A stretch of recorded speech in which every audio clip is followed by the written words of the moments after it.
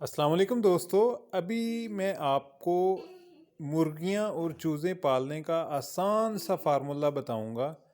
تو جس کے ساتھ ہی آپ انشاءاللہ تعالی اپنی مرغیوں اور چوزوں کو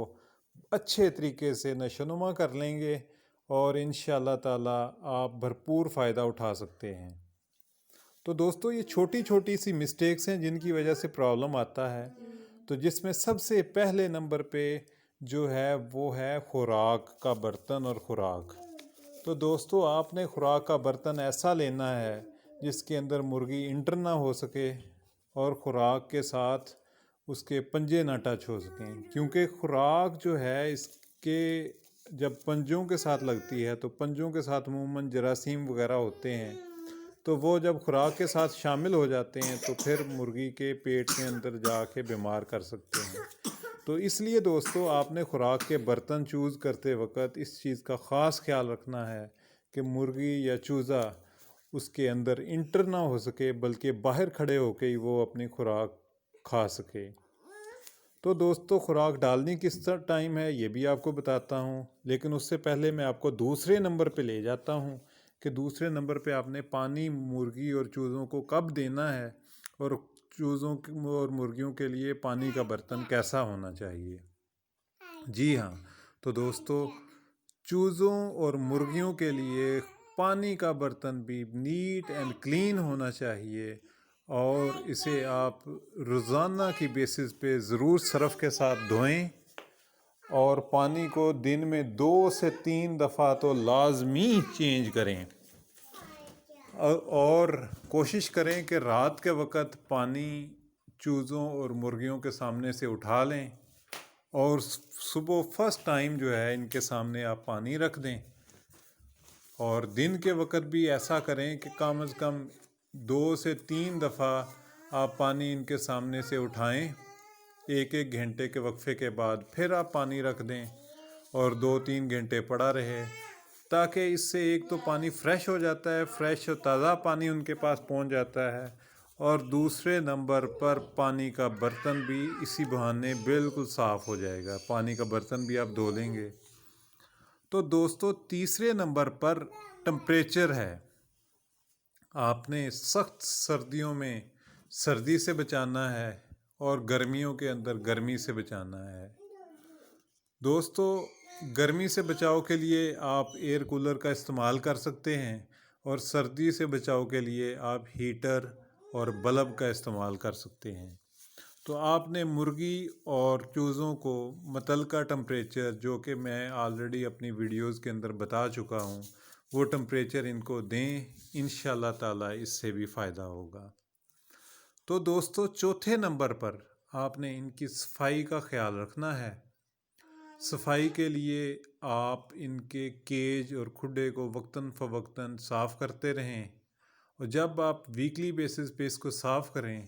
تو اس کے اندر کوپیکس وغیرہ یا کوئی بھی جراثیم کش ادویات کا آپ استعمال کریں،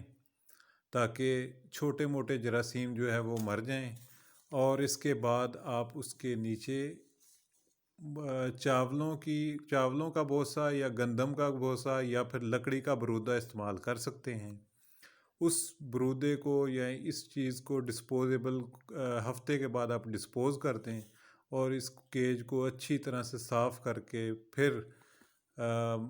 کیڑے مار ادویات کا استعمال کرتے ہوئے نئی اس میں آپ بھر دیں۔ تو پانچویں اور آخری نمبر پر آپ ان کو خوراک جون سی مرضی ڈالیں، بے شک آپ خوراک ڈالیں یا قدرتی یا مصنوعی، لیکن اس کے ساتھ ساتھ آپ ان کا ڈائٹ پلان بنا دیں، جس کے اندر قدرتی چیزیں ڈالیں، پالک، کدو، اور اسی طرح سے سبزہ زار چیزوں کا استعمال کروائیں، بند گوبھی کا استعمال کروائیں، اور اس کے علاوہ سلاد میں جو چیزیں استعمال ہوتی ہیں آپ یہ چیزیں استعمال کروائیں، میتھی کا استعمال کروائیں۔ یہ ساری چیزیں جو ہیں یہ قدرتی وٹامنز اور اینٹی بائیوٹک رکھنے والی چیزیں ہیں۔ اس کے ساتھ ساتھ آپ آلو، پیاز، ادرک، لہسن، ان کو بھی باریک کر کے یہ بھی ڈال سکتے ہیں، یہ بھی چیزیں بہت فائدہ مند ثابت ہوتی ہیں۔ یہ ساری چیزوں کا دوستو آپ استعمال کریں تو انشاءاللہ تعالیٰ اس کے بعد آپ کی مرغی کے اندر قوت مدافعت اس درجے کی ہو جائے گی کہ وہ بیمار نہیں ہوگی انشاءاللہ تعالیٰ، اور اگر بیمار ہو بھی جائے گی تو انشاءاللہ جلدی ریکور کر لے گی۔ اصل پرابلم یہ ہوتا ہے کہ جب مرغی کمزور ہو جاتی ہے تو کمزوری سے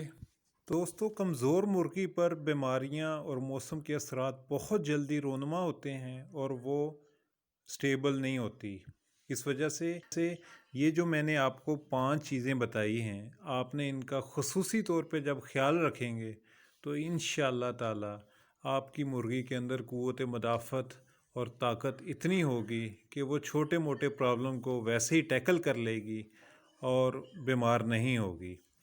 تو اس کے ساتھ ساتھ آپ اپنی مرغیوں کو وٹامنز اور میڈیسن، روٹین والی میڈیسن جو ہیں وہ بھی انشاءاللہ میں اپنی نیکسٹ ویڈیو میں آپ کو بتاؤں گا کہ کون سی میڈیسن آپ نے روٹین میں دینی ہے، کون سی میڈیسن کب دینی ہے، اور ویکسینیشن کب کرنی ہے، اور کون سی میڈیسن آپ نے ان کو بالکل نہیں دینی۔